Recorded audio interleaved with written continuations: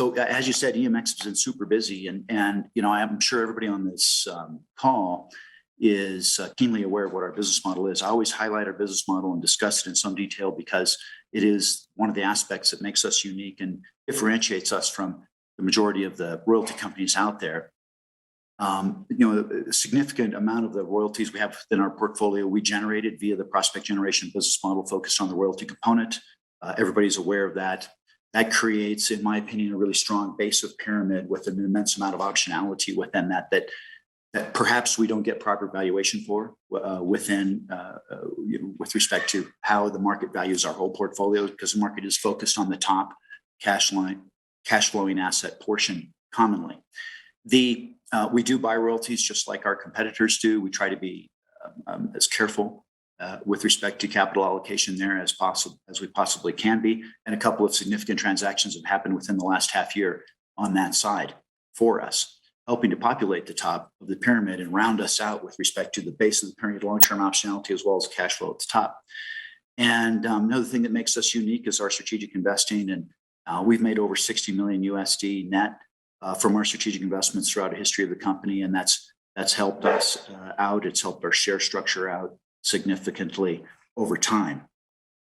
So this has all resulted in a portfolio of 4.5 million acres worldwide. I believe we have close to or just over 300 mineral property positions, including royalties, as well as 100% owned assets, with a whole myriad of different commodity exposures within the metal space here. And if we look at significant advancements of recent within this, we continue to be very active in Northern Europe, Fennoscandia specifically, Norway, Sweden, and Finland, where we're singularly the largest mineral rights holder of any company. I've been very active there. This is a business unit led by Dr. Eric Jensen, who's just doing a fantastic job. A lot of deal flow just has continued over the years to emanate from this. And it's fantastic geologic terrain. The Atlantic Ocean is fairly young, geologically speaking. And so that geologic terrain actually is quite similar to Canada and has great endowments and fantastic geological environments for development of mineral deposits of the whole variety of different styles. And then, Turkey was a focus of our generative business early on in the history of the company. It continues to be a focus for us. And now we've added some key assets there of acquisition with the SSR deal, including, very importantly, the Gediktepe royalty property, which will become our largest cash flowing asset within the portfolio. It's a 10% royalty on the oxide zone, which will last 5+ years, and then goes to a 2% royalty in the sulfide zone there in perpetuity for the life of that project. We think the exploration potential there is very, very good. That's going to drive our cash flows here forthcoming. We're excited for that cash flow to initiate in the first half of this year. And then we've continued to build on our South American presence through acquisition, as well as some generative work, and very happy to add the Casserones operation there as a key copper exposure as part of our metals diversification plan moving ahead, which goes back to the discussion of the macro environment and people being more attuned to other metals on the periodic table. Leeville is performing nicely right now, and we continue to grow and expand our portfolio, both organically and through acquisition in Central and Eastern Canada. And that's become a substantial portion of our assets now worldwide. So obvious geographic diversification within this portfolio. That's been the case with EMX since the very beginning. As I mentioned, we have this commodity diversification. I'll point out that most of our top line income right now, a significant percentage of it is gold. We expect that to be the case for the next few years, driven by that 10% royalty at Gediktepe. But a lot of the future of the company is more diversified with strong copper exposure, lead, zinc, silver exposure, the Balya royalty, etc. So what makes all that optionality possible, of course, is our counterparties, and we get their money being expended on our assets. We also get their expertise being expended on our assets across the portfolio worldwide. On this list are some of the world's largest mining companies, in addition to a whole multitude of junior companies. We tend to do two types of deals with major companies that are very much focused on the work commitments, small cash payments that advance over time, and then very importantly, a royalty on the back end. And then we do another type of deal that's very similar to that, but has a strong share component with junior companies. And those share payments to EMX have worked out nicely for us over time and have been a nice source of income to us as we continue to manage that share portfolio. So if we look at the ownership of EMX, and I'll point out that this slide, I'll make sure everybody here understands that this slide, the financials are as of September 30th, which was the last quarter in, and our financials were disclosed. It does not include the SSR transaction, but the share ownership on this slide does include the SSR transaction. So just make sure no one gets confused by that.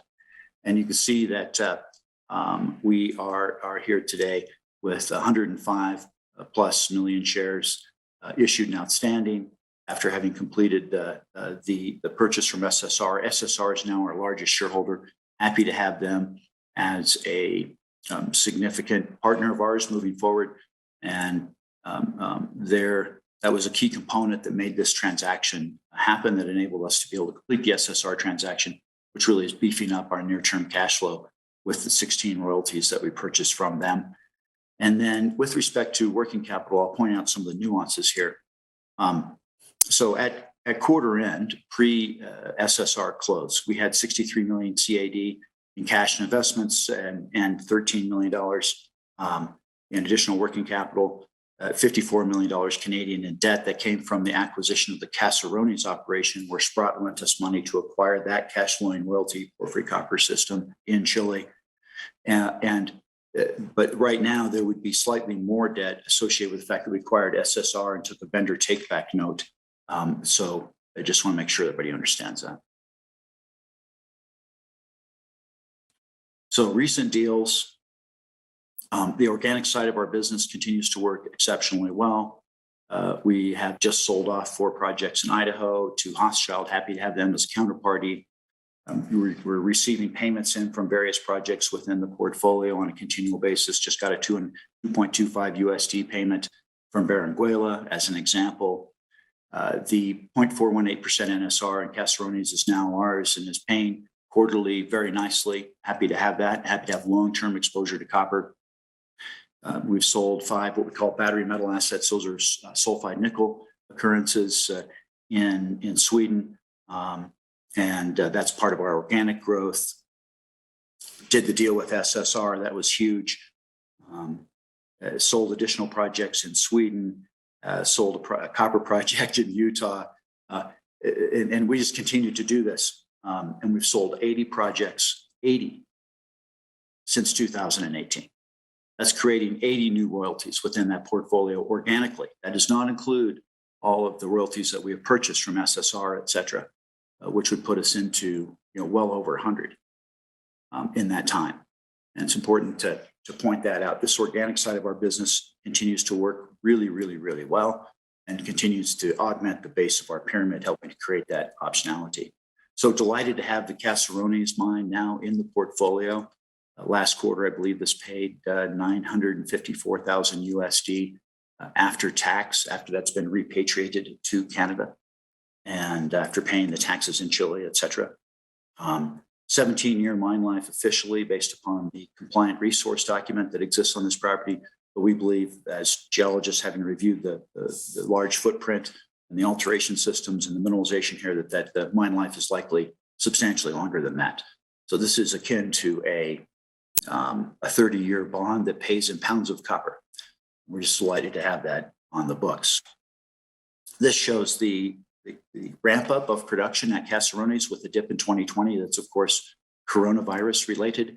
They're already recovering from that, and we expect this to continue to ramp up a bit more before reaching nameplate capacity for the existing infrastructure that exists on the property. The SSR transaction, half cash, half shares, gives us some strong cash flow, particularly from the oxide zone at Geographic with a whopping 10% NSR, 5-year mine life there, exploration potential for additional oxide, sulfide zone 2%, other assets within that portfolio, including Diablios and Yeni Pazar, also exciting. This is where the near-term cash flow is going to come from here at Geographic. operated by Lydia Mott-Angelic. And we have employees on staff that used to work with Lydia. We feel they're a very capable counterparty and are known to the international mining community, even though they are a private Turkish company. And just delighted to have this. This will drive high gold incomes over the course of the next 5 years for EMX.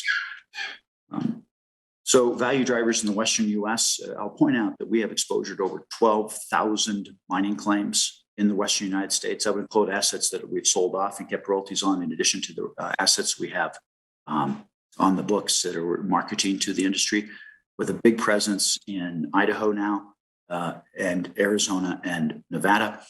Leeville has been producing nicely lately, with an increase in production there since Nevada Gold Mines has been more aggressive at advancing the Leeville mine and the areas around that. Delighted to see that.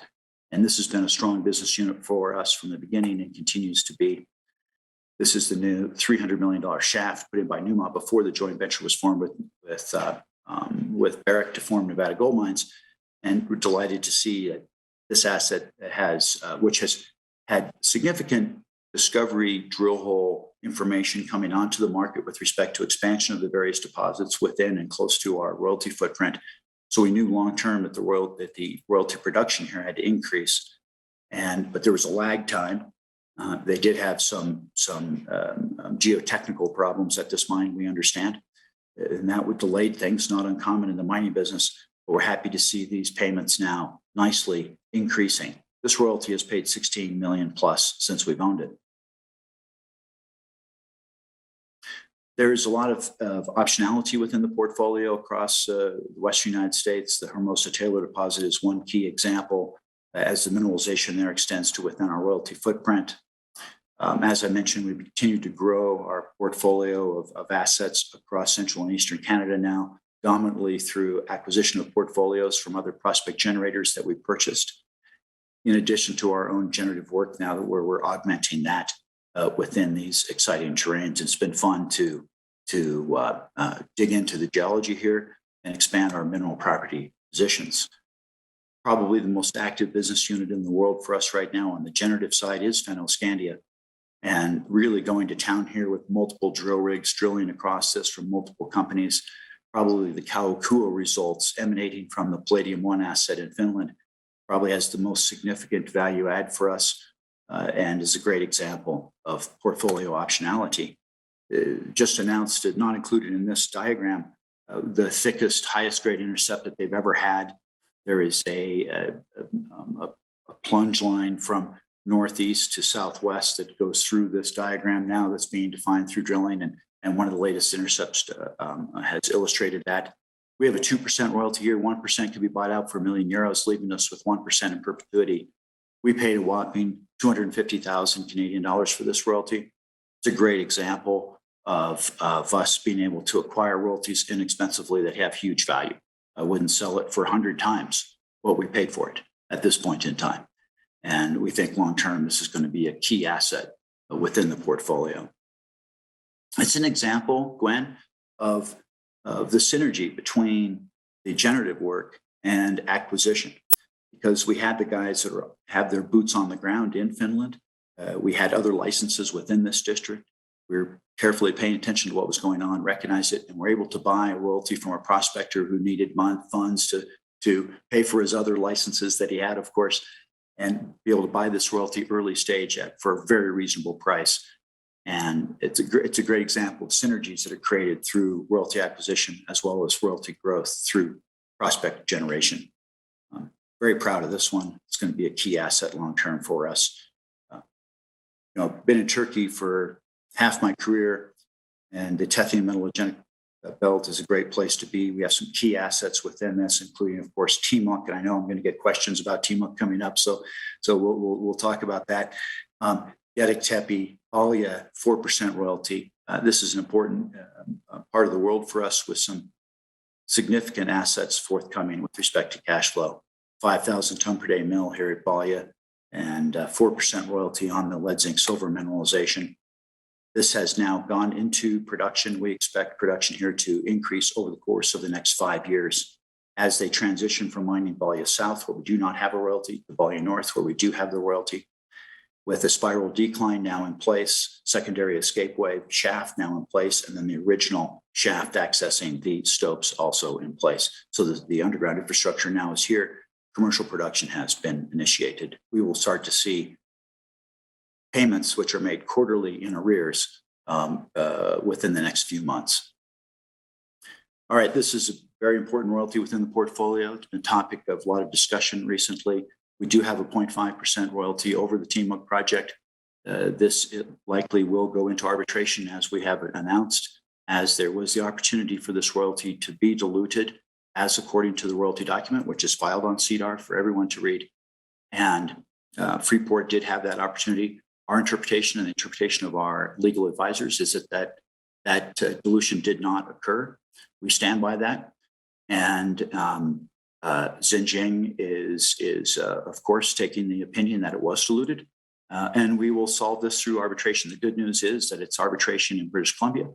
And the country of Serbia, the country of China, the country of Canada, the United States, all are signatories to the New York Arbitration Agreement, which means that the binding arbitration that's determined in British Columbia is applicable across all of the signatory states of the New York Arbitration Convention. We're confident that we will prevail here, but let's say hypothetically that it ended up being, in worst case scenario, the 0.125% royalty that Xinjiang is hoping for. It would still be a fantastic asset for us, as this globally has approximately 2 billion tons of 1% copper equivalent. And so a lot of cash flow and optionality, strong performance on the generative side, the acquisition side, the strategic investment side, and we're on the catalyst of moving here towards much greater cash flow.